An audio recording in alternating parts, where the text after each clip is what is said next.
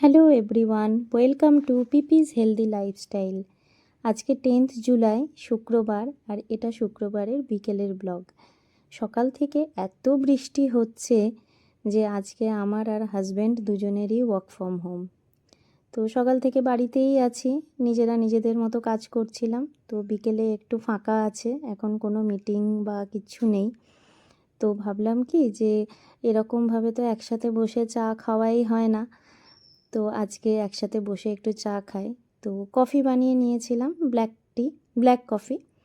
আর তার সাথে আমি নিয়ে নিয়েছিলাম একটু মাখানা আর পিনাটস, আর প্রণবকে একটু রোস্টেড চানা দিয়েছিলাম। তো এখানে আমাদের সাথে মিঠিও জয়েন করেছে।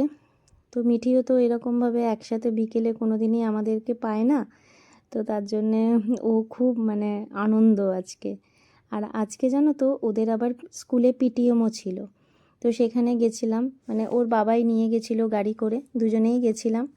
তারপরে ওদের স্কুলে আবার বুক ফেয়ারও হচ্ছে, তো সেই বুক ফেয়ার থেকে মিঠি দুটো বই কিনেছে। ওরই মধ্যে একটা বই আর কি ও পড়ছে, আর আমাদেরকে কিছু কিছু ইংলিশের ওয়ার্ডের মানে বুঝতে পারছে না, তো সেইগুলো আমাদেরকে জিজ্ঞেস করছে। এই বইটা যেটা পড়ছে সেটা সচিন তেন্ডুলকার, ওর তো ক্রিকেট, ফুটবল এইগুলো নিয়ে ভীষণ ইন্টারেস্ট, তাই আর কোনো বই খুঁজে পায়নি, সচিন তেন্ডুলকারের বইটা আর কি নিয়েছে।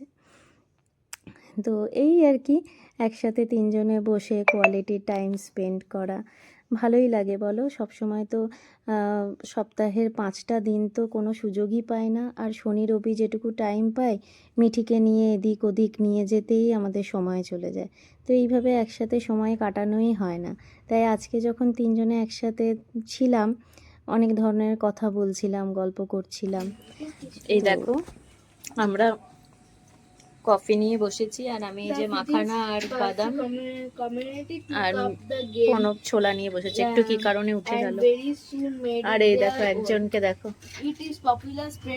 মামা কি বই কিনেছো তুমি আজকে? ওদের স্কুলে বুক ফেয়ার চলছে, তাই এই বুকটা আছে কিনে নিয়েছে, সচিন তেন্ডুলকার, ওইটাই পড়ছে।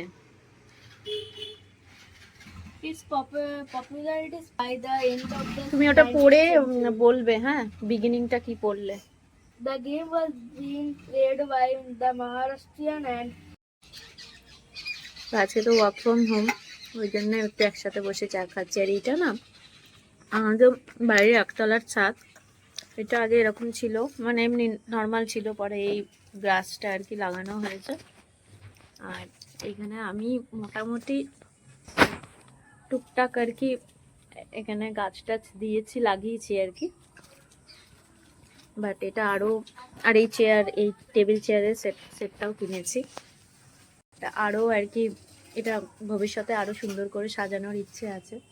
তো দেখা যাক, যখন পুরোটা সুন্দর করে সাজাবো তখন দেখাবো। আর একটা জিনিসও কিনেছি, এই যে এইটা না যখন হাওয়া দেয় সুন্দর আওয়াজ হয় না, ভোরের দিকে খুব সুন্দর লাগে আওয়াজটা।